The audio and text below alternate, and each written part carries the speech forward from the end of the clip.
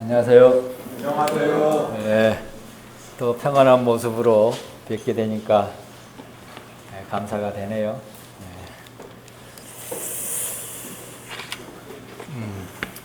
한 주간 잘 지내셨죠? 네.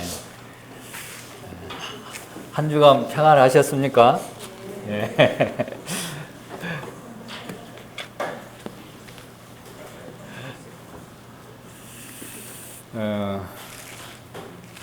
오늘은 고린도 후서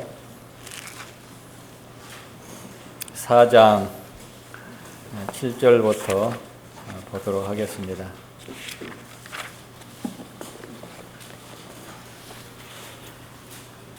고린도후서 4장 7절부터 15절까지 성도님들, 형제님들 한 구절, 자매님 한 구절 그렇게 교독하도록 하겠습니다. 먼저 형제님들부터 7절부터 하겠습니다. 시작. 우리가 이 보배를 질그릇에 가졌으니 이는 심히 큰 능력이 하나님께 있고 우리에게 있지 아니함을 알게 하려 함이라.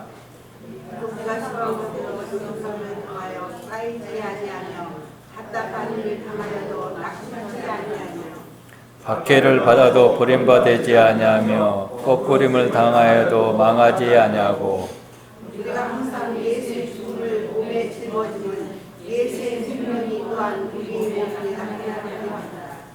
우리 살아있는 자가 항상 예수를 위하여 죽음에 넘겨짐은 예수의 생명이 또한 우리 죽을 육체에 나타내게 하려 함이라. 그런즉 사망은 우리 안에서 역사하고 생명은 우리 안에서 역사합니다. 기록된 바 내가 믿었으므로 말했다 한 것 같이 우리가 같은 믿음의 마음을 가졌으니 우리도 믿었으므로 또한 말하노라. 예수를 다시리가 예수의 성령에도 너희 살리라. 너희와 함께 그 앞에 서게 하실 줄 아노라. 이는 모든 것이 너희를 위함이니 많은 은혜가 더욱 넘쳐서 하나님께 영광을 돌리게 하려 함이라. 오늘의 주제는 질그릇 속에 담긴 보배.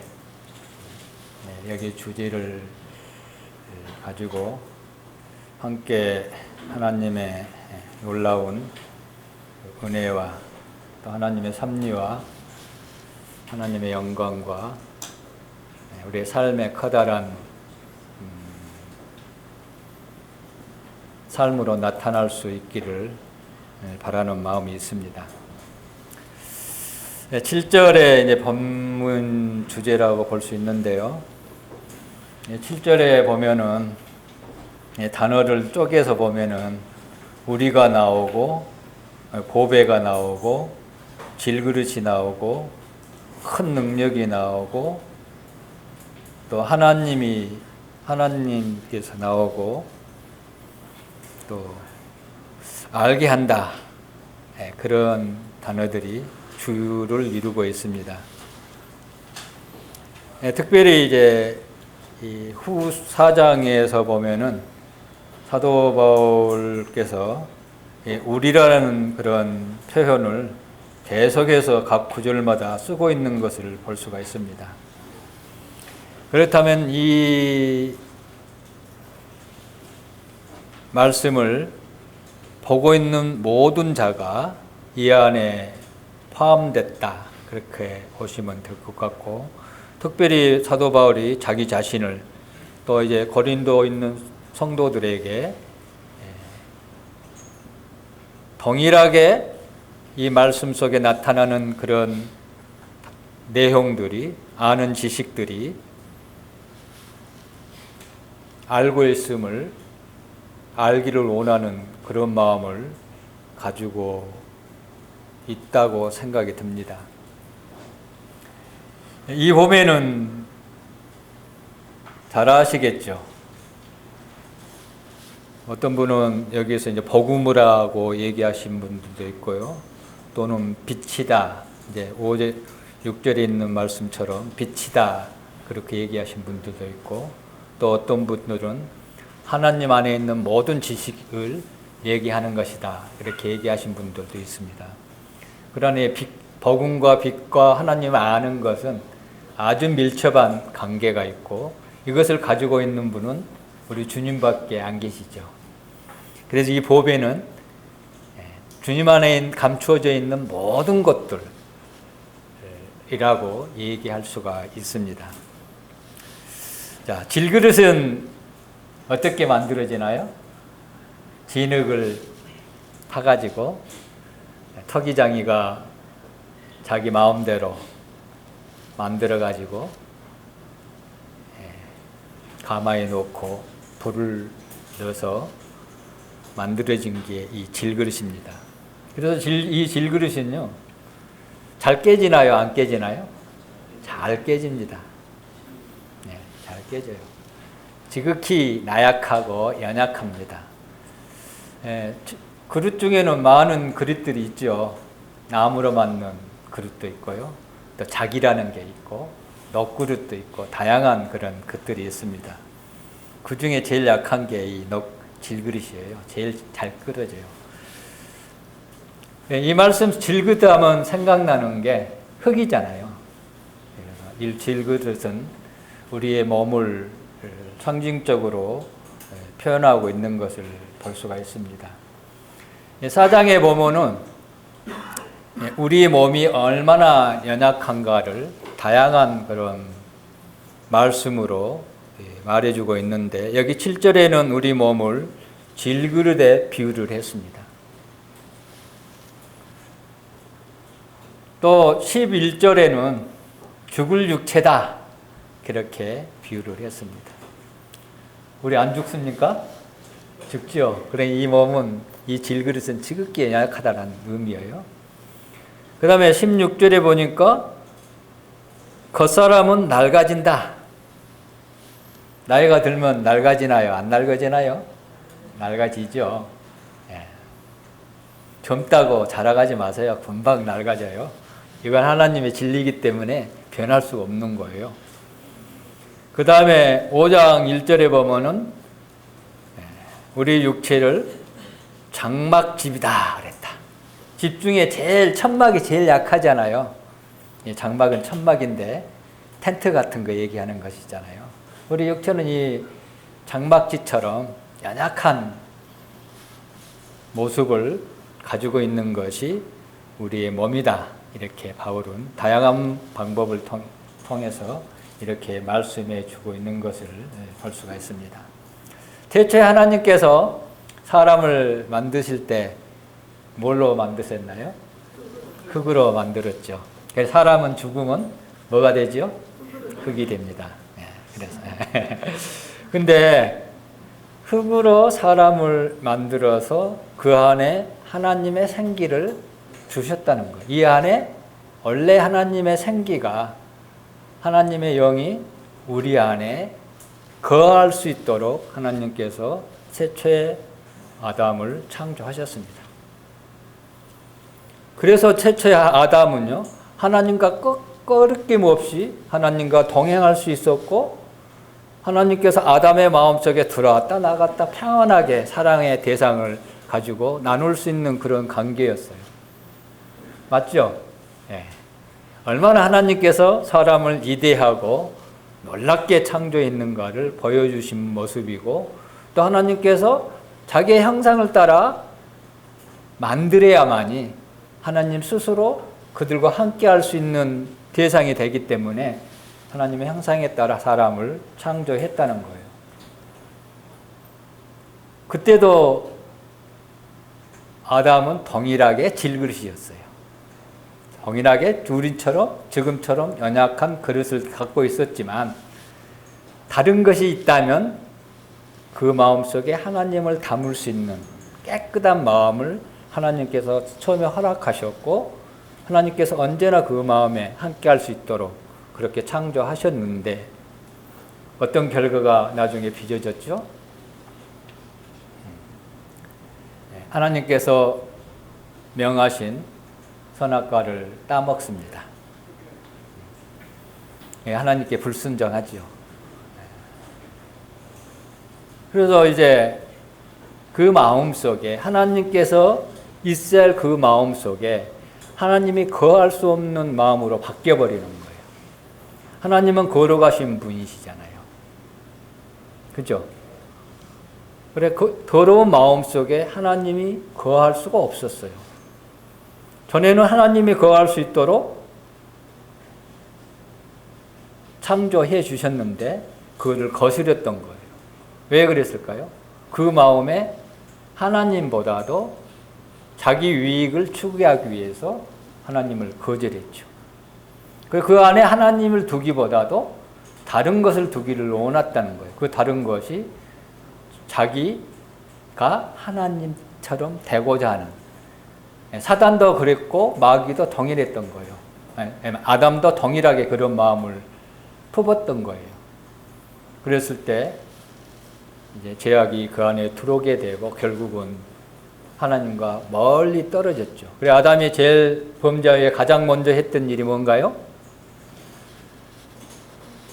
치마를 만들어서 부끄러운 것을 가리고 숲속으로 숨었잖아요. 그죠? 아주 그때는 아마 엄청난 밀림지대였을 거예요. 깊숙이 들어가면 아무도 못 찾을 줄 알고 숨었는데 이제 하나님께서 아담을 찾아오셨잖아요. 그래서 아담에게 이제 구속을 약속해 주셨고 또 후로 이제 여인의 후손을 통해서 구원의 길을 약속해 주셨습니다. 하나님을 거역함으로 그 안에 죄가 들었습니다. 그래서 지금도 여전히 이 질그릇 안에 보배가 담겨져 있지 않는 사람은 여전히 하나님을 거역하고 있는 거예요. 그 거역함이 하나님을 부인하게 되고 하나님의 놀라운 사랑의 복음의 메시지가 계속해서 증거됐는데도 받지 않는 거예요. 자, 우리는 어떻습니까? 이 보배를 가지고 있습니까? 가지고 있지 않다면요, 심각하게 생각을 해야 돼요. 예수님께서 내 안에 계십니까?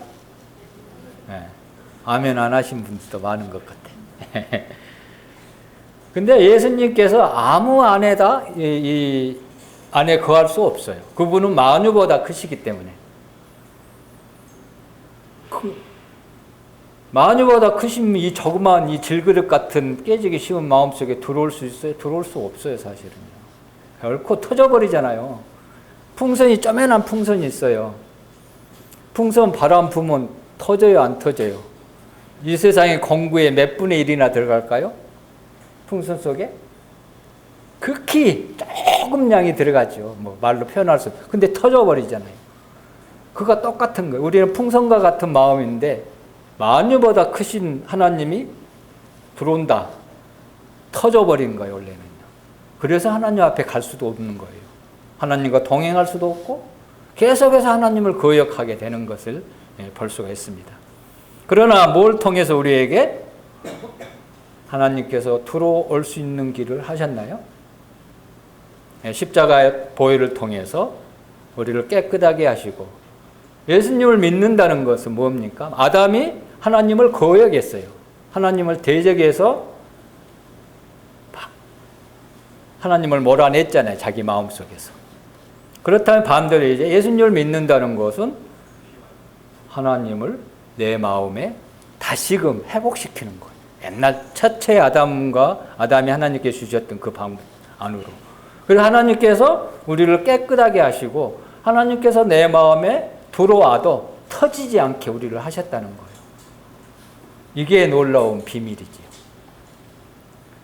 이 보배가 가치로 환산할 수 없는 것이잖아요.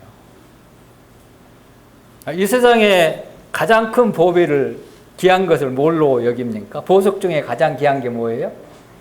다이아몬드죠. 다이아몬드가 귀합니까? 예수님이 귀합니까? 당연히 예수님이 귀하죠. 제일 빛을 발하는 게 또 다이아몬드입니다. 다이아몬드의 빛이 예수님의 영광의 빛과 비교할 수 있어요? 결코 비교할 수 없어요. 또 세상 우리가 보편적으로 가장 귀하게 여긴 게 또 money잖아요. 안 그렇습니까? 대부분 다 money라고 얘기합니다. 그걸 위해서 목숨도 버리잖아요. 그걸 위해서 부모도 죽이잖아요. 친족도 죽이잖아요. 근데 그게 예수님보다 귀하나요? 안 귀하나요? 돈이. 예수님이 당연히. 참 비교한다는 자체가 조금 이상한 건데 어쨌든 사람의 입장에서 거기다 비교를 좀 해봐야 돼요. 명예. 우리 이 명예를 내가 내 안에 품기 위해서 열심히 공부하잖아요. 열심히 사람 관계를 맺게 되고 또 회사에서도 열심히 일해서 또 진급하는 것은 명예잖아요. 그런 부분을 위해서 살아가잖아요. 근데 그거는요, 다 헛된 거잖아요. 사실상 자기를 위한 것이잖아요. 그러나 우리에게는 이 세상 그 무엇과도 비교할 수 없는 그 보배를 내가 소유하고 있다는 사실을 자주 잊어버리고 산다는 거예요.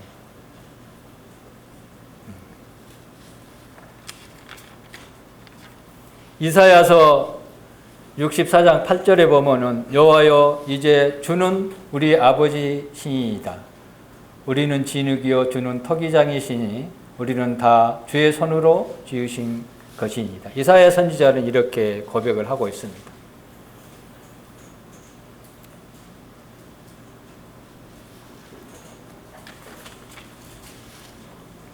여기서 보면은 이 질그스를 흔히 이제 우리의 몸을 상징적으로 얘기하고 있는데요. 이 몸을 단순히 이 몸만 생각하면 안 되겠죠. 단순히 이 육체의 이 몸을 제한시키지 말아야 된다는 겁니다. 그런데 이게 제한시켜 가니까 문제가 되는 거예요. 여기서 보면은 심히 큰 능력이다 이렇게 얘기를 했습니다. 이 능력은 어떻게 나타나? 이 몸만 가지고 능력이 나타나나요? 아니잖아요. 이 몸만 가지고 절대 능력이 나타날 수 없습니다. 몸을 움직이는 것이 뭡니까? 지식이 필요하고요. 또 감정이 필요하고요. 의지가 필요합니다. 이걸 흔히 인격이라고 그러잖아요. 이 전체를 얘기하는 거예요. 내 인격 속에, 내 정신 속에, 또 내 몸까지, 이 몸도 지극히 연약하다는 거예요.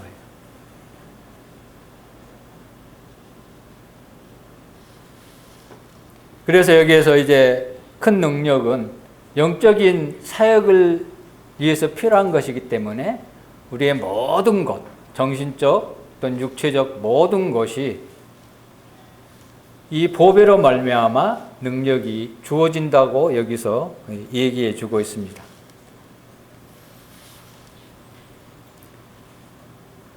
근데 여기 이제 11절에 보면은 우리가 살아있는 자가 항상 예수를 위하여 죽음에 넘겨지면 예수의 생명이 또한 우리 죽을 육체에 나타내게 하려 함이라. 그랬습니다. 12절에 그런즉 사망은 우리 안에 역사하고 생명은 너희 안에서 역사한다. 이렇게 얘기를 했습니다. 하나님께서 우리에게 이 놀라운 보배를 허락하셨는데 이 보배로 말미암아 우리에게 믿음이 오게 되고요. 이 보배로 말미암아 소망이 있게 되죠. 그렇죠? 또 이 보배로 말미암아 사랑이라는 것을 알게 되고 그 사랑을 흘러나오게 하는 그 일을 이 보배가 우리 안에서 행하고 있다는 것. 이게 능력입니다. 근데요, 우리는 수많은 하나님의 이 놀라운 은혜의 축복을 받죠. 안 받나요? 표정에 안 받은 것처럼 다 표정을 하고 있네요. 은혜 속에 살아가죠. 그죠? 근데 그 은혜가요, 많은 사람들이, 저도 그렇지만, 나만 받고 끝나는 거예요. 축복은 나만 받으면 끝나는 거예요. 근데 하나님께서 이 보배를 나에게 주신 이유는, 이 축복을 나한테 주신 이유는요, 내가 받고 끝나는 것이 아니라 나를 통해서 흘러나가서 다른 사람에게 그 축복을 전가하는 그 일을 하기 위해서 내 안에 그 보배가 현재 있다는 거예요. 무슨 말인지 이해가 가시죠? 예. 그게 이제 조금 전에 얘기하는 12절 말. 우리는 죽도록 주님을 섬기기 위해서 사망에 이른 것처럼 그런 고난과 또는 역경과 환난 속에 들어가지만, 그걸 통해서 여기 생명은 너희 안에, 여기 너희는 고린도 교회 선도들이죠. 내 삶은 내 속에 역사하고 있는 이 삶 속에서 사망에 이르는 그런 고난 속에 있지만, 그것을 통해서 하나님의 생명이 너희한테 전달된다는 거예요. 그게 끝나는 게 아니고요. 다르게 표현하면 하나님의 은혜가 나를 와서 끝나는 게 아니고 정착력이 아니고 계속해서 다른 사람을 위해서 이 보배가 나한테 주어졌다는 사실을 잊어서는 안 되는 거예요. 그리고 누구나 보면은요, 구원받고 난 이후에 능력 있는 삶을 살기를 원하잖아요. 그죠? 복음 막 전해서 그냥 구원받은 성도가 막 일어나고 말이지. 또 사랑을 막 베풀고 막 힘 있는 그런 삶을 살기를 원하잖아요. 그렇습니까? 안 그렇습니까? 그런 마음이 없으면 좀 이상한 거예요, 사실은요. 근데 그게 뜻대로 되나요? 안 되죠. 왜 안 될까요? 안 된 이유를 혹시 생각해 봤어요? 여기 답이 여가 있습니다.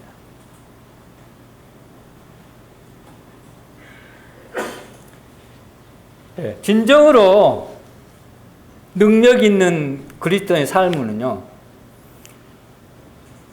7절 후반부에 있는 거예요. 나한테 일어나고 있는 모든 삶의 능력이 나한테 있지 않고요. 누구한테 있다고요?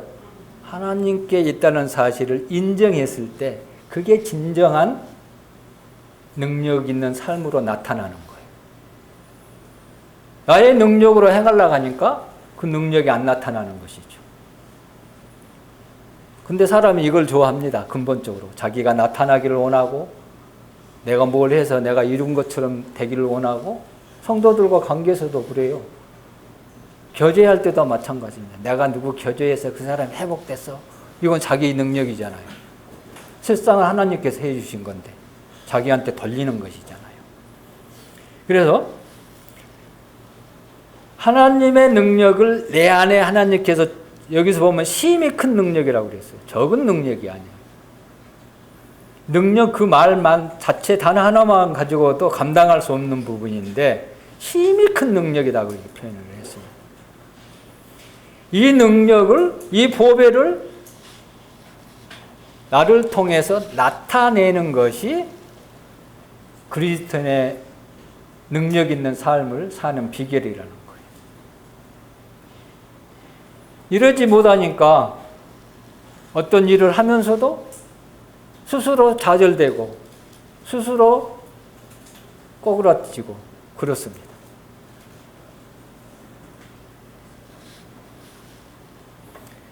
그래서 자신이 질그릇 같은 존재라는 사실을 알았을 때 하나님의 영광이, 하나님의 크신 그 보배를 주시는 그 능력이 나를 통해서 흘러나오게 되고, 그 능력이 진정한 그리스도의 놀라운 힘으로 역사하는 것을 볼 수가 있습니다.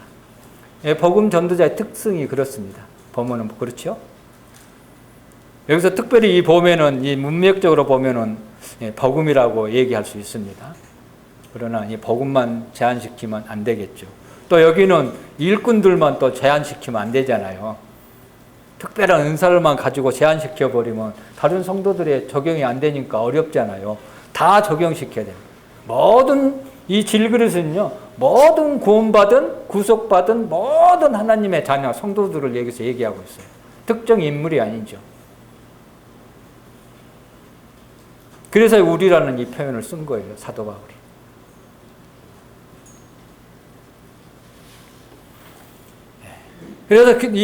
그래서 내가 연약하고 내 안에 있는 그 보배가 능력이라면 우리는 겸손해질 수밖에 없죠. 그걸 안 하네요. 내가 내 안에 있는 보배의 능력보다 내가 더 능력이 있으면 겸손해질 수가 없죠. 겸손해지지 않으면 내 안에 있는 보배가 나로 말미암아 나오지 않아요. 다 막아버린 거예요. 말 그대로. 나만 계속 나타나게 되니까 진정한 그리스도의 삶의 능력이 제한을 받고 나타나지 않는 것이죠. 이런 사람은 수십 년이 지나도 여전히 그 자리 다포 상태에 머물러 있는 거예요. 성장할 수 없다는 거예요. 다시 얘기하면.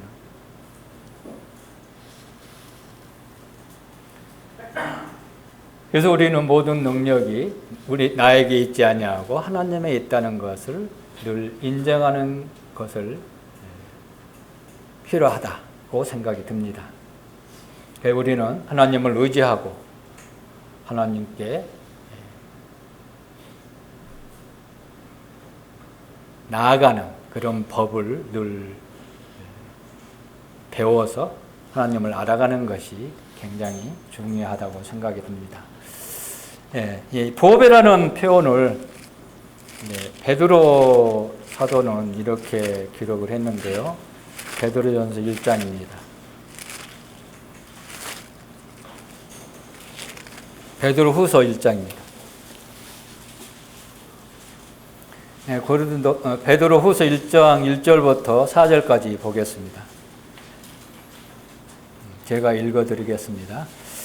예수 그리스도의 종이며 사도인 시몬 베드로는 우리 하나님과 구주 예수 그리스도의 의를 힘입어 동일하게 보배로운 믿음을 우리와 함께 받는 자들에게 편지하노니 하나님과 우리 주 예수를 알므로 은혜와 평강이 너희에게 더욱 많을지어다. 그의 신기한 능력으로 생명과 경건에 속한 모든 것을 우리에게 주셨으니 이는 자기의 영광과 덕으로서 우리를 부르신 이를 알므로 말미암음이라. 이로써 그 보배롭고 지극히 큰 약속을 우리에게 주사 이 약속으로 말미암아 너희가 정욕 때문에 세상에서 썩어질 것을 피하여 신의 신성한 성품에 참여하는 자가 되려 하려 하셨느니라 그랬습니다.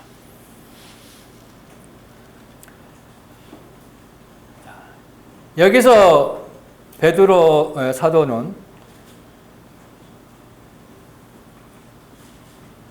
믿음을 보배롭다 이렇게 얘기했습니다.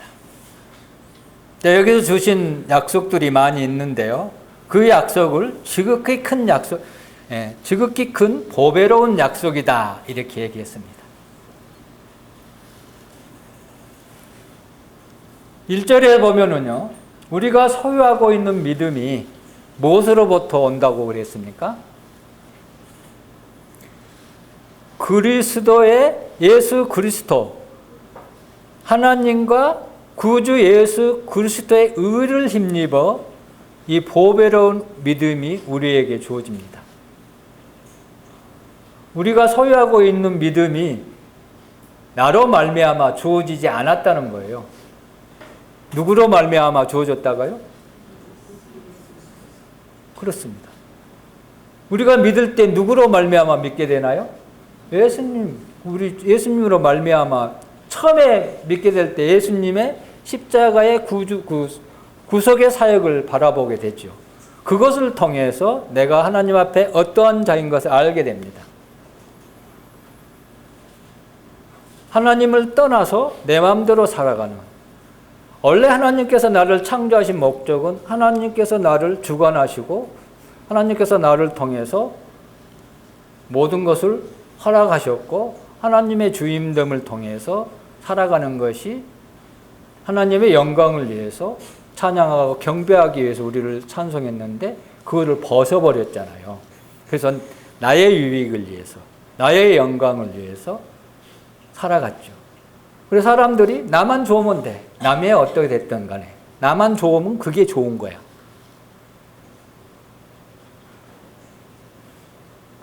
그게 사람들이 살아가는 목적 중에 하나예요. 지금 사람들이요. 근데 예수님의 그 놀라운 그런 사랑을 통해서 내 마음속에 그것이 가득했는데 그것이 팍 깨져야 돼요. 그게 깨지지 않으면요, 예수님을 믿을 수가 없어요. 구원받았다는 것은 전에 살아갔다는 것을 모든 그런 삶을 깨어 부숴버리고 하나님의 새로운 생명을 그 삶을 살아가기 위해서 하나님을 받아들인 것이 실제적인 구원입니다. 질그릇은 역시 깨져야 되는 거예요. 그 마음이 깨지지 않으면 하나님께서 그 속에 역사할 수가 없어요. 믿음을 행사할 수 없다는 거예요. 그래서 여기서 이제 이 믿음이 주어졌는데 이 믿음은 동일하게 그러니까 사도들이 믿었던 믿음과 여기서 보면 우리와 함께 받은 동일한 믿음이라. 그러니까 옛날에 사도 시대 때 믿었던 그 믿음과 현재 우리가 소유하고 있는 이 믿음은 예수 그리스도로 말미암아 주어진 그 믿음만이 동일한 믿음, 보배로운 믿음이다. 여기서 얘기하고 있어요. 이걸 벗어난 믿음은 보배로운 믿음이 될 수가 없는 것이죠. 이런 부분을 우리는 함께 받은 자다. 그러니까 이 믿음을 소유하고 있는 거예요. 그러니까 믿었다는 것은 예수님이 내 안에 보배로 들어왔다. 그런 의미가 이 말씀 속에서도 볼 수가 있습니다. 근데 이걸 통해서 뭘 옵니까? 은혜의 평강이 우리에게 주어집니다. 은혜와 평강이 없다는 것은요, 예수님을 모르기 때문에 은혜가 평강이 없는 거예요. 나는 왜 이렇게 평강이 없지? 나는 왜 이렇게 힘들어? 그러니까 예수님을 모르고 있는 거예요, 지금. 보배로우신 예수님을 아직 모르고 있는 거예요. 경험하지 못했다는 거예요, 쉽게 얘기하면. 삶 속에서 계속 경험했을 때, 나중에 보겠지만, 18절 9절에 보면 우격시험을 당하고 막 갖은 그런 고통을 당해도 쓰러지지 않고 계속 바울이 일어섰잖아요. 네, 그런 부분. 거기서, 근데 우리가 옆에서 막 돌에 맞고 아파 죽겠는데, 죽을 뻔 했는데, 거기서 평강을 누릴 수 있습니까? 실제적으로 못 누리잖아요. 그러나 이 믿음을 통해서 소망을 보게 되고, 하나님의 영광을 보게 되고, 하나님께서 내 안에 있는, 주님께서 내 안에 있는 그 보배를 봤을 때, 하나님께서 나를 위하여 고통당하시고 죽으신 그 모습을 볼 수밖에 없잖아요. 그랬을 때 이 조그만 것들 하나도 삶에서 지나가게 되고 평강 가운데 기쁨을 누릴 수 있게 되는 것이죠. 그러니까 우리가 평강과 은혜를 누릴 수 있는 것은요, 예수님을 알지 못하면, 주 예수를 알지 못하면 결코 누릴 수 없다는 거예요. 그래서 평강과 은혜를 누리시기를 원하면 예수님을 알아가야 되겠죠. 근데 어떻게 알게 되나요? 뭘 통해서 알게 되나요? 성경을 통해서 보잖아요. 성경을 통해서 예수님이 어떤 분인 것을 얘기해 주시고, 성경을 통해서 사람들에게 누릴 수 있는 놀라운 은혜와 복을 계속해서 공급해 주시잖아요. 그러니까 하나님을 아는 길은, 우리 주님을 아는 길은 성경밖에 없어요. 성경을 통해서 배울 수밖에 없잖아요. 이런 것들을 이 보배를 통해서 우리에게 허락하시는 것을 볼 수가 있습니다. 그래서 우리가 소유한 믿음도, 우리가 소유하는 기쁨도, 우리가 소유하고 있는 소망도 이 보배로 말미암아 우리에게 주어지는데요. 이것들로 말미암아 우리가 이제 평안과 기쁨을 누리게 한다고 여기서 말씀해 주고 있습니다.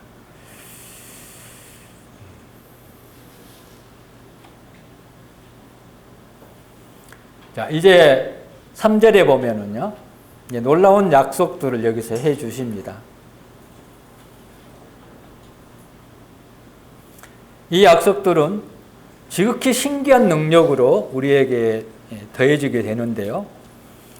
이 약속의 근원은 엄청난 능력을 가지고 우리에게 주어졌다는 거예요. 신기한 능력은. 그래서 우리가 소유하고 있는 모든 것의 근원이 힘이 신기한 것이 아니라는 거예요. 엄청난 큰 능력으로 우리한테 주어졌다는 거예요. 그래서 우리가 주님을 위해서 섬길 때 이 능력이 시작이 되기 때문에 결코 두려워할 수 없는 거예요. 이 능력으로 말미암아 무엇을 제일 먼저 우리에게 허락하셨다고 그랬어요. 여기서 생명을 허락하셨어요. 이 생명은 다르게 표현하면 영생이라고 할 수도 있고, 영생을 얻기 위해서는 예수님을 아는 것이고, 그 예수님을 내 안에 모셔드렸을 때 예수님의 생명이 내 안에 역사할 수 있죠. 그렇죠? 이게 이제 다르게 표현하면 이게 더 구원받았다 이제 편이라고 얘기할 수 있습니다. 그런데 이 생명이 경건에 속한 모든 것을 우리에게 주셨다고 표현을 했습니다.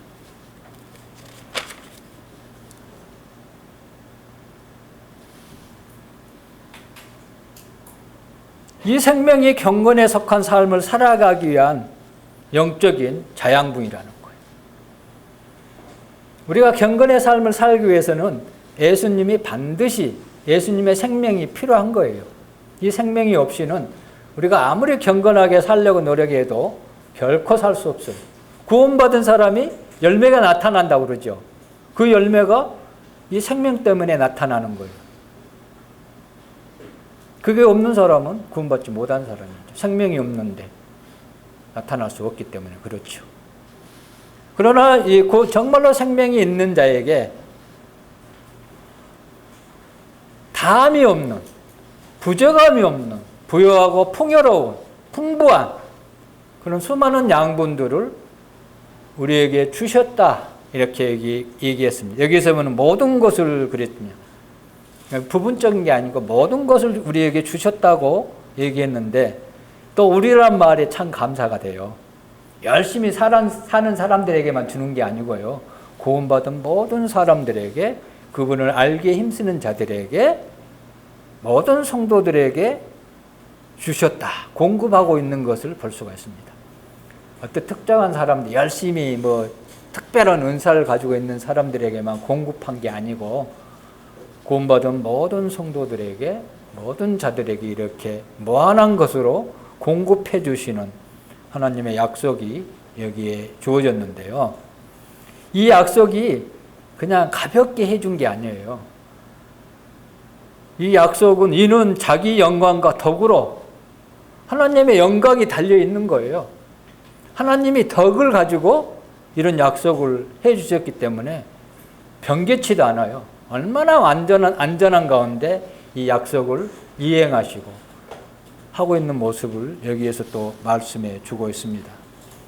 그런데 이게 이 약속을 얻는 게, 누리는 게 쉽겠습니까? 어렵겠습니까? 어려워요? 단순해요. 밑에 보세요. 우리를 부르신 일을 알므로 된다는 거예요. 간단해요. 얼마나 단순한지 몰라요. 어렵게 생각하니까 어려워지는 거예요. 단순해요. 예수님을 정말로 알면요, 이걸 다 누릴 수 있는 거예요. 모르니까 못 누린다는 거예요. 얼마나 단순하게 주어진지 몰라요. 어려워지면은 지금 머리 나쁜 사람 이거 못 받잖아, 이 약속을. 그러면 하나님은 공의로우신 분이 아니죠. 동등하게 공의롭게 행하시는 분이시잖아요. 안다는 건 간단하잖아요. 사실은 단순하게 알 수 있어요. 자꾸 자기 생각을 생각하니까 모르는 거예요, 하나님을. 자기 생각, 자기 지식, 자기 감정, 자기 의지를 자꾸 동원해가지고 하나님을 모르게 하는 거예요. 이게 제약된 마음, 이게 사단이 주는 마음이거든요. 그래서 생명이 없는 사람은 그 가운데 계속 살아가는 거고, 생명이 있는 사람은 그 생명은 그 생각을 뒤집어 놓는 거예요. 그거 알게 해주는 거예요. 그래서 그 약속이 나로 말미암아 내 삶 속에 나타났을 때 우리에게 주셨으니까 어떤 삶이 나타나겠어요? 4절이죠. 이 큰 약속 때문에 전에는 정욕을 위해서 살아갔어요. 세상의 욕망을 위해서 살아갔어요. 나만을 위해서 살아갔어요. 이것은 어떻게 된다고요? 썩어질 것이라고 얘기했어요. 근데 이제요, 여기서 피했다 하는 것은 그런 상황에서 우리를 구원해 주셨다, 건져 주셨다는 거예요. 건져 주셨으니까 하나님의 생명인 하나님의 성품에, 신의 성품에 참여하는 자로서 그 생명이, 그 삶이 내 삶을 통해서 드러나게 되는 거예요. 이게 그리스도의 능력 있는 삶이 드러나게 되고, 그릇된 질그릇 속에 담겨주신 예수님이 내 안에 거하신 이유이고 목적이에요. 근데 이걸 벗어나면 내 마음대로 사는 것이잖아요. 이 놀라운 일들을 우리에게 하나님께서 이 질그릇 같은 나에게 허락하셨다는 사실을 기억하면요, 진짜 이거 뭘로 얘기할 수 없는 것이죠. 그 영광, 그 어떤 영광도 비교할 수 없는 것이잖아요. 그래서 아까 본문에 하나님께 영광을 돌린다 이런 표현을 썼습니다. 그 부분 나중에 보고요. 이제 여기에 이제 주석에 보면은 그렇습니다. 아마 사도 바울이 아마 사사기 때 그 기준을 생각하면서 이 글을 쓰지 않았나 이렇게 이제 얘기하는 분들이 계시거든요. 그래서 원래 이제 사사기에 보면 한 실예로 이런 부분이 기록되어 있는데 사사기 7장을 보겠습니다. 구약성경 여기 손 놓으시고 사사기 7장입니다. 기도원 모르신 분 없죠? 유명한 사사지잖아요. 그죠?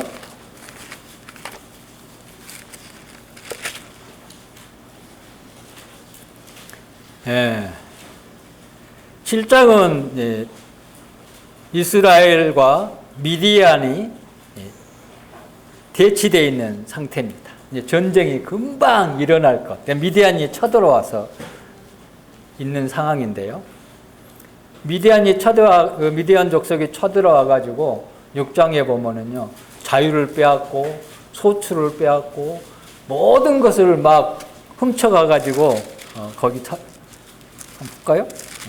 시간이 없는데. 네. 6장 2절에 보면은 그래서 산에서 뭉덩이와 굴과 산성을 자기들 위하여 만들었으며 마음대로 살 수 없었어요. 도망가 가지고 산속에서 살았어요. 자유가 박탈된 거예요. 자유롭게 살지 못했어요. 도망가 숨어서 살았다는 거예요. 그래서 4절에 보면은 또 모든 먹을 것을 다 가져가 버렸어요. 또 5절에 보면은요, 메뚜기들이 농사 지으니까 와서 다 먹어버린 거예요. 소출이, 하나도 소출을 할 수 없는 상태였어요. 아주 극한 상황이 있었어요. 그랬을 때 이제 하나님께서 이 기드온을 택해서 이 일을 이루게 하는 미디안 족속을 치시게 하시는데, 치시기 전에 싸움하고 있는, 전쟁하고 있는 모습이 7장입니다. 시간 관계상 싸움 장면 보겠습니다. 여기 이제 16절에 보면은 300명을 세대로 나누어 각 손에 나팔과 빈 항아리를 들리고 항아리 안에는 횃불을 감추게 하고. 어떻게 300명 된지는 알죠? 이거 모르신 분이 있습니까 혹시? 모르신다면 성경 좀 열심히 보십시오. 네. 원래는 32,000명이 왔어요. 그랬는데 거기서 하나님께서 야, 두려워하는 자들은 다 가라고 그랬어요. 두려운 명이 22,000명인가 갔어요. 두려운 자가 전쟁할 수 있어요, 없어요? 전쟁할 수 없죠. 다 가버렸어요. 10,000명이 남았어요. 10,000명한테 물을 먹어라 했어요. 그러니까 무릎 꿇고 먹은 사람, 막 핥아 먹은 사람이 있었어요. 어떤 사람이 300명이나요? 네? 300명. 네, 핥아 먹은 사람이 300명이었어요. 무릎 꿇는 사람은 아직도 자기 애가 남아있는, 자기 자존심이 남아있는 사람이에요. 무릎 꿇어도 나는 충분히 대적할 수 있다. 그런 마음을 소유한 사람이고요. 핥아 먹은 사람은 혹시나 이럴 동안 와버리면 내가 힘이 없으니까 안 된다 해서 이렇게 두들벙 거리면서 있는 사람입니다. 그래 하나님께서 많은 다 쫓아버리는 이유가 7장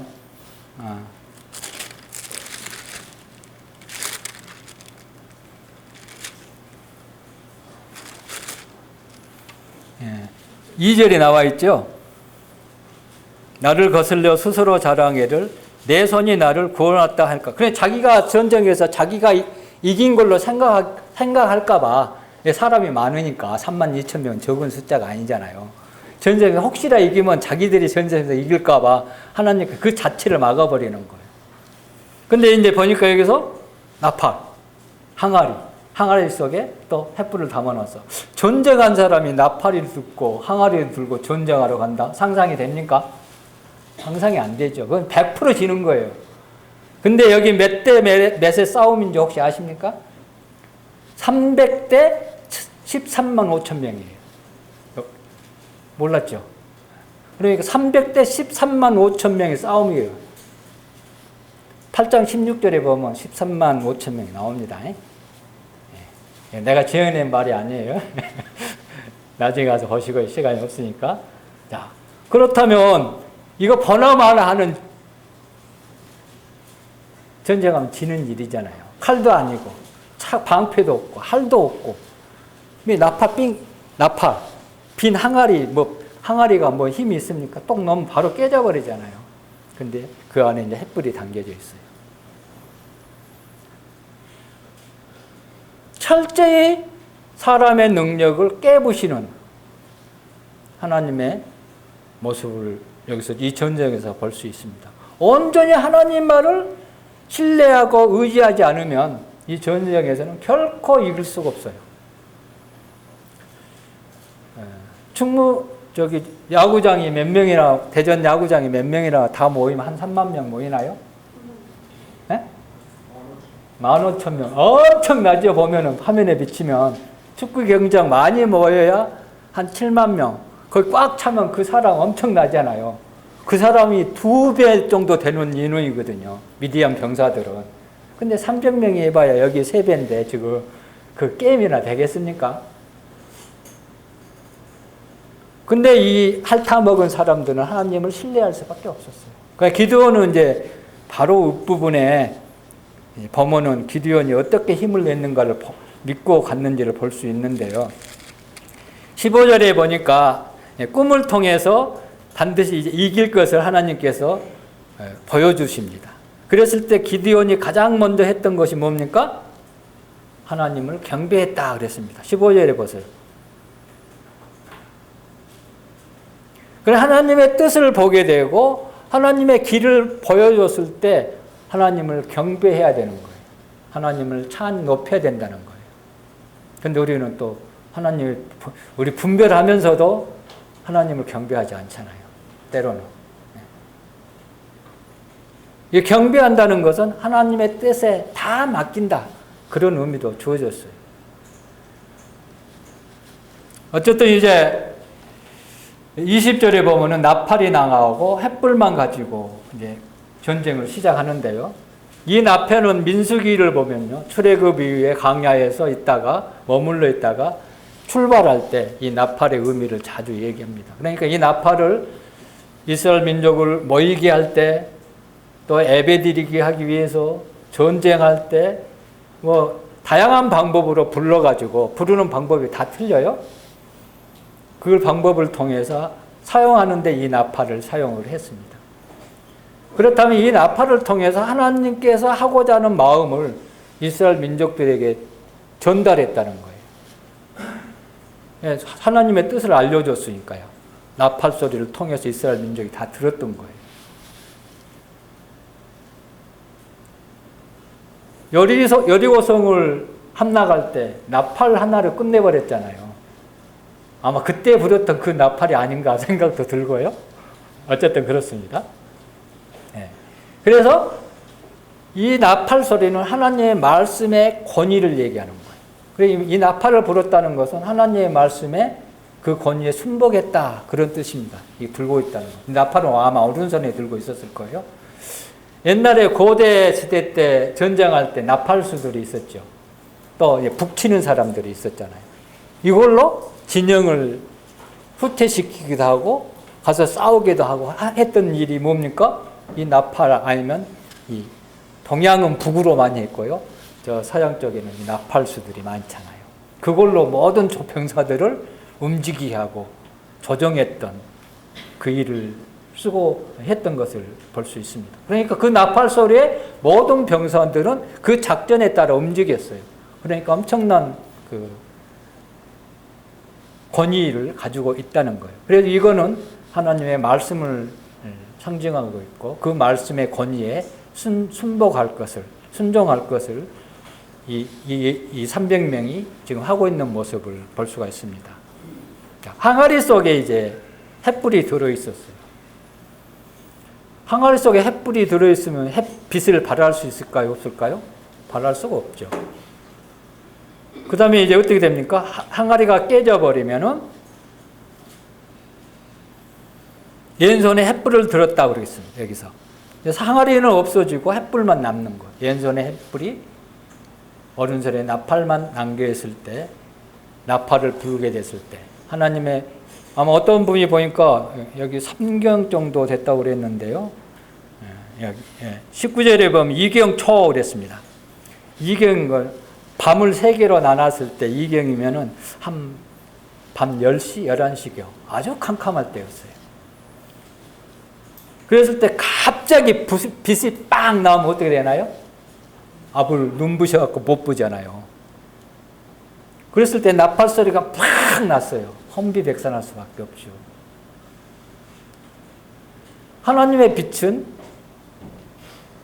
비쳤을 때 그들은 혼미백산한 것을 볼 수가 있습니다. 항아리가 깨졌을 때 불빛이 나오는 것을 볼 수가 있습니다. 이걸 통해서 이제 그들이 스스로 자멸되는 13만 5천 명이 이스라엘 300명 군사들은요 한 사람도 죽이지 않았어요. 죽일 수가 없죠. 나팔로 어떻게 사람을 죽입니까? 횃불 가지고 불로 태워서 죽였을까요? 감히 갈 수도 없었어요. 접근도 못했어요. 질서 있게 16절에 보면은 300명을 300명씩 세대로 나누어서 삼각편대를 이뤄가지고 사방에서 하고 있는 모습을 볼 수가 있습니다. 이걸 통해서 이제 미디안을 다 이제 쳐부시는 것을 볼 수가 있습니다. 그래서 여기에는 우리는 우리의 삶 속에서 나팔을 또 불러야 합니다. 또 항아리가 깨져야 되고요. 반대로 그 손에 횃불이 들려져 있어야 되겠죠. 신약 마태복음에는 등불은 말 아래 두지 아니하고 등경 위에 비치게 해야 된다고 그랬잖아요. 그래서 우리는 빛을 비치는 그런 일들을 하도록 하고 있는 모습을 볼 수가 있습니다. 본문으로 다시 돌아가겠습니다.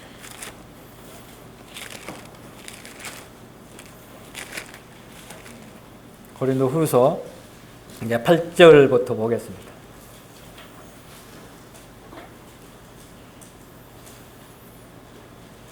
이 놀라운 하나님의 그 은혜에 힘입어 보배로운 믿음을 통해서 우리에게 주시는 조금 전에 하늘에 속한 모든 것을 주셨다고 그랬죠. 그 부분을 잠깐 또 모든 것이 뭔지를 잠깐 보도록 하겠습니다. 하나님은 이사야서 46장 10절을 한번 볼까요?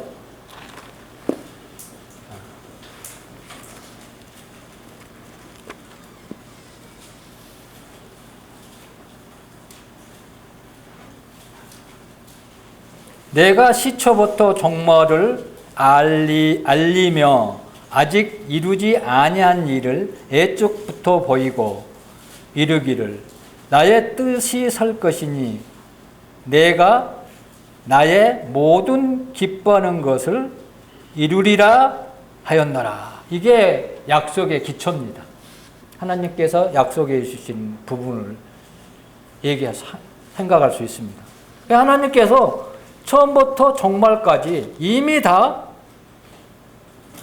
알려주셨고 또 이루지 아니한 것들, 아직도 이루지 아니한 것을 옛날부터 약속해 주셨잖아요. 보여주셨잖아요. 예언적으로. 그런 부분이 많이 있잖아요. 앞으로 일어날 일도 이미 성경을 통해서 보여주셨습니다. 사람의 종말, 지구의 종말, 모든 종말을 이미 성경 속에서 다 알려주셨어요. 믿는 성도들이 어떻게 주님 나라 갔을 때 어떻게 살 것인가를 보여주셨고 믿지 않는 자가 어디로 갈 것인지를 성경은 반드시 이미 다 보여주셨어요. 그렇죠? 근데 또 중요한 것은요. 나의 모든 기뻐하는 것을 반드시 이루신다고 그랬어요. 하나님이 기뻐하신 그 삶이 우리 모든 성도들에게 주어졌다는 의미예요. 그 하나님은 이미 모든 것을 다 계획하시고 그 계획 속에 우리를 이끌어가고 있다는 거예요. 우리는 오늘 여기 있습니다. 그렇죠? 이 오늘도 이미 하나님께서 오래전부터 계획하시고 준비해 두신 그날이라는 거예요. 그 안에 내가 있다는 거죠. 하나님은 모든 것을 아십니다. 그죠? 하나님은 모든 것을 보고 계셔요. 시초부터 종말까지 다 준비하신 분이 그걸 안 보고 계시겠어요? 그대로 진행되나 안 되나 다 보고 계시겠죠.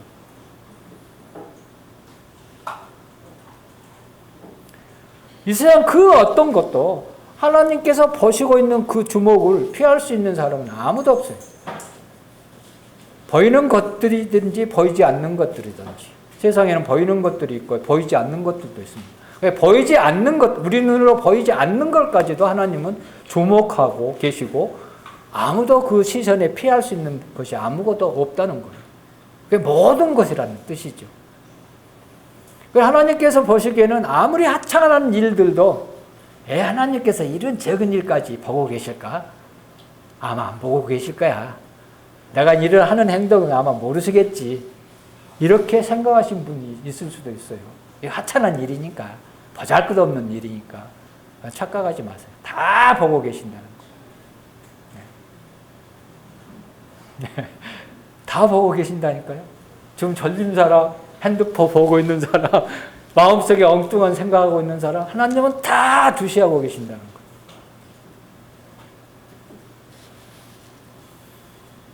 그래서 하나님의 응시를 피할 수 있는 그 어떤 것도 없어요.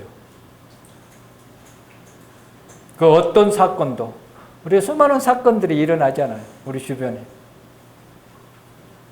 어떤 시간도, 어떤 장소도, 아무리 멀리 도망가도 하나님의 시선은 하나님의 응시하는 그 응시에서 벗어날 수 있는 것은 아무도 없어요. 그렇기 때문에 면밀히 다 지켜보고 계시기 때문에 주님은 우리의 모든 것을 보시며 우리의 모든 것을 알고 계신 분이라는 것을 인정하는 게 필요해요. 이걸 인정하지 않으니까 문제가 오는 거예요. 마치 하나님이 없는 것처럼 살아가잖아요. 맨날 있다고 하면서도 저도 때로는 그럴 때가 많이 있거든요. 완벽하게 다 인정하지는 못합니다. 살아가면서. 그러나 그 정도의 차이는 있겠죠. 그게 장성한 사람, 장성하지 못한 사람의 차이점입니다.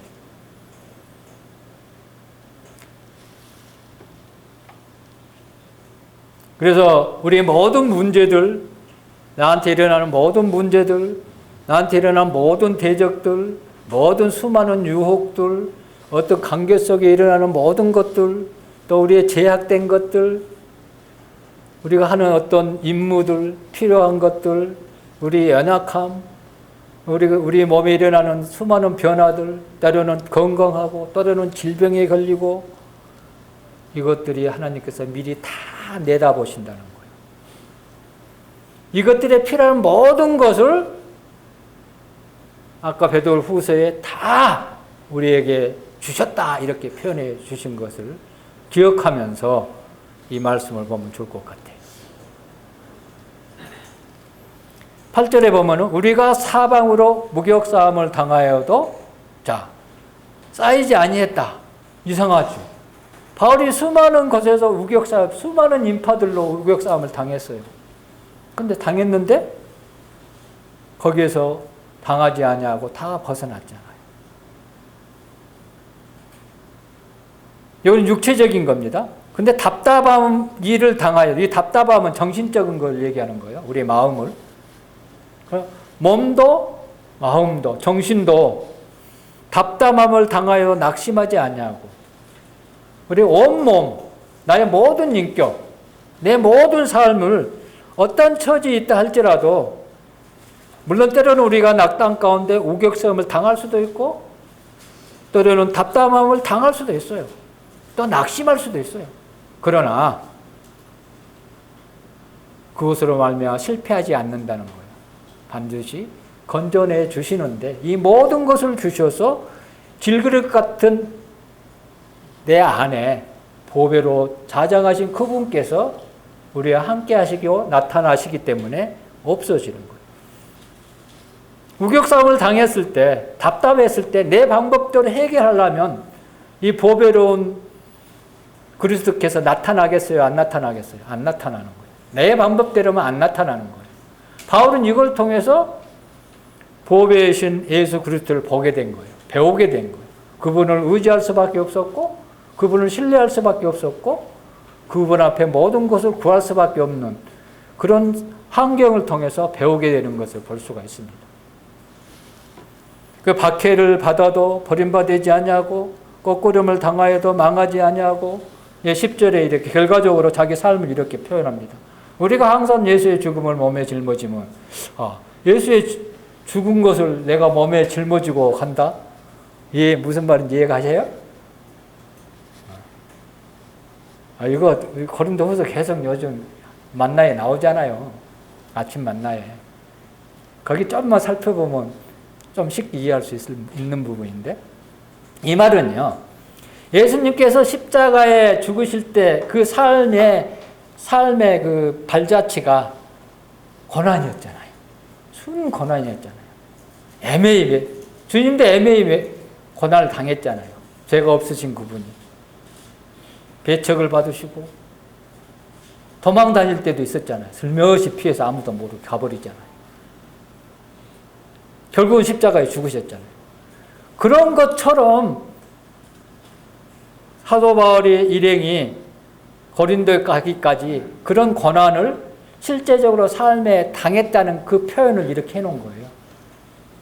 우리도 예수님을 섬기기 위해서 고난을 받는 것은요, 예수의 죽은 몸을 내 몸에 짊어졌다 이렇게 표현할 수 있는 거예요. 그렇게 표현을 하는 거예요. 주님을 섬기기 위해서, 복음을 전하기 위해서, 주님의 영광을 드러나기 위해서 내가 고난을 받았습니다. 또 나는 많은 희생이 또 필요해요. 많은 것을 포기해야 돼요. 세상 사람들 봤을 때. 포기할 것들이 많이 있잖아요. 세상 사람들이 예수님 믿으다 보면 믿지 못한 이유가 다양한데요.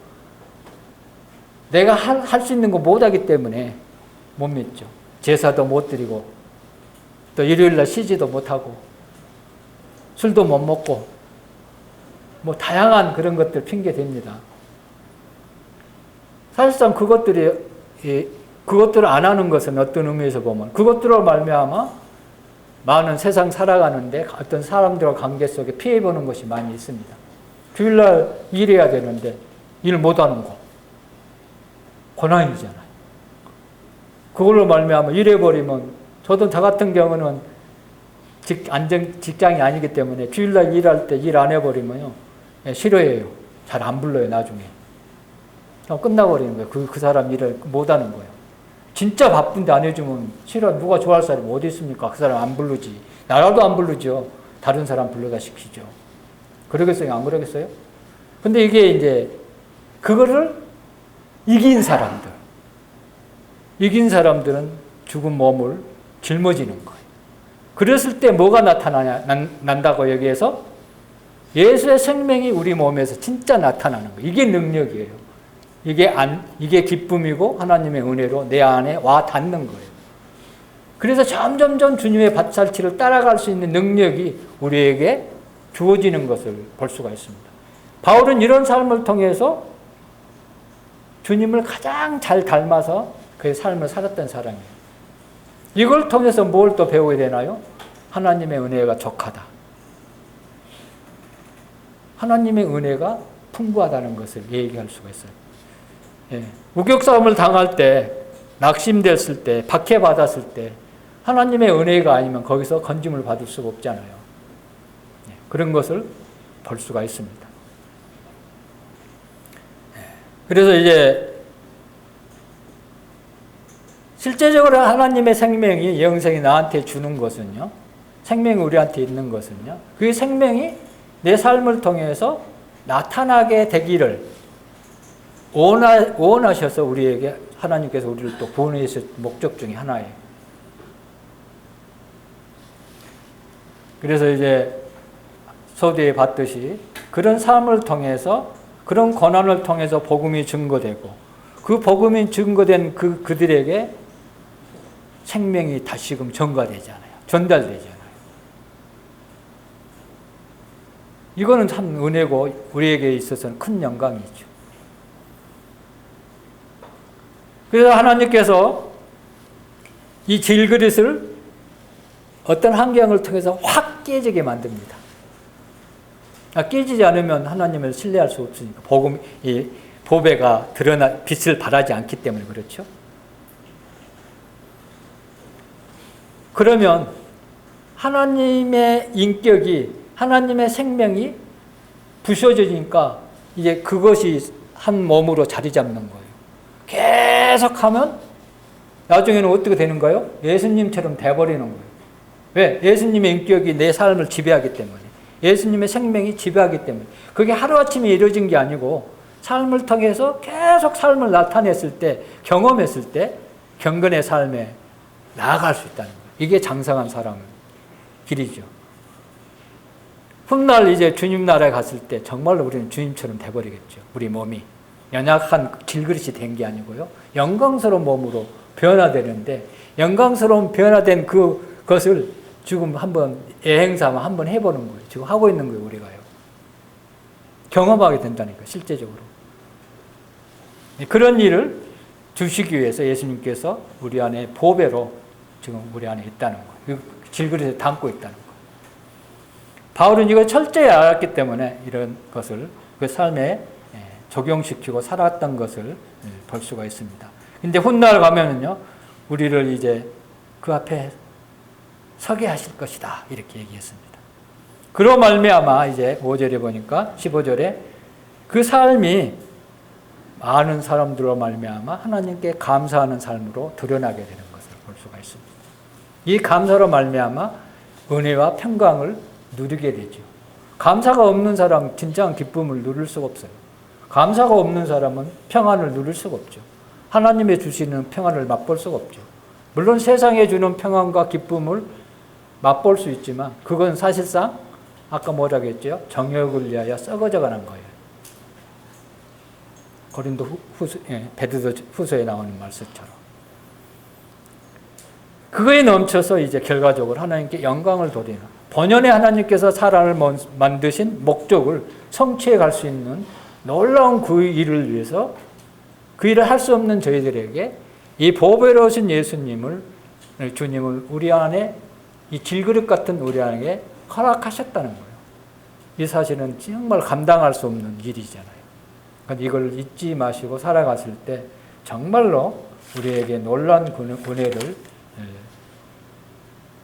입을 수 있게 되고 진정한 영적인 삶의 능력이 나타나게 되고, 그걸 통해서 모든 환경 속에서 굴하지 아니하고 넉넉히 이길 수 있는 힘이 드러나게 되는 것을 볼 수가 있습니다. 경건의 삶은요, 하나님의 생명이 내 삶 속에서 나타나는 거예요. 이게 경건의 삶입니다, 사실은.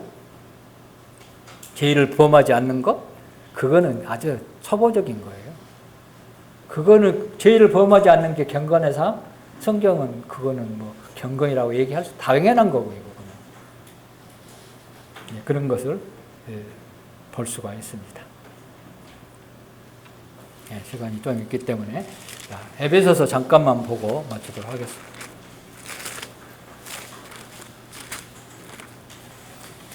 에베소서 1장 19절입니다.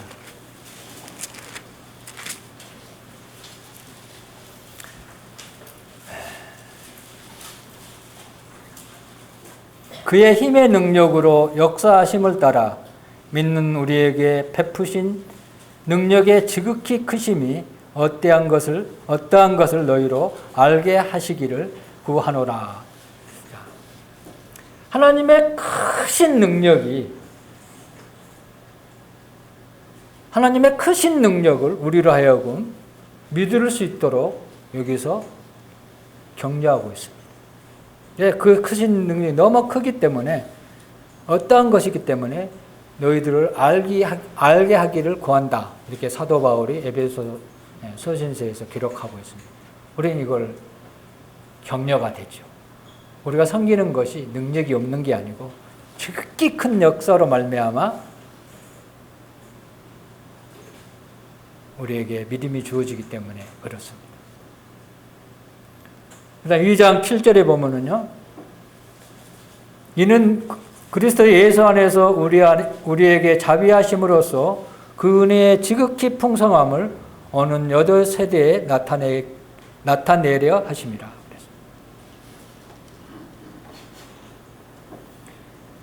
그분의 은혜는 지극히 풍성하다, 부요하다는 거예요. 풍부하다, 부족함이 없다는 거예요. 그렇기 때문에 이걸로 말미암아 우리는 즐거워할 수 있어요. 즐거워할 수 있다는 거예요. 이걸로 말미암아 즐거워해라. 그런 말씀으로도 우리는 받아들일 수 있습니다. 또 3장 20절에 보면요.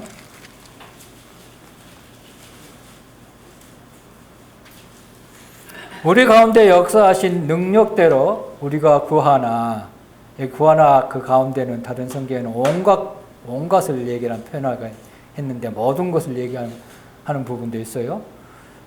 구하나 생각하는 모든 것을 더 넘치도록 능히 뭐라고요? 하실 이에게. 하나님께서는 우리 생각보다 더 초월한 모든 것을 능히 주실 수 있는 분이라는 거예요. 이 약속들이 나의 삶에 주정할 수 있도록 내어드려야 되는 거예요. 이런 것들을 통해서 우리에게 그리스도의 생명을 나타낼 수 있도록 그냥 나타내라는 뜻이 아니고요. 이렇게 수많은 것들로 말씀해 주고 있습니다. 근데 대부분 공통된 것이요. 능이라는 표현을 다 써놨습니다.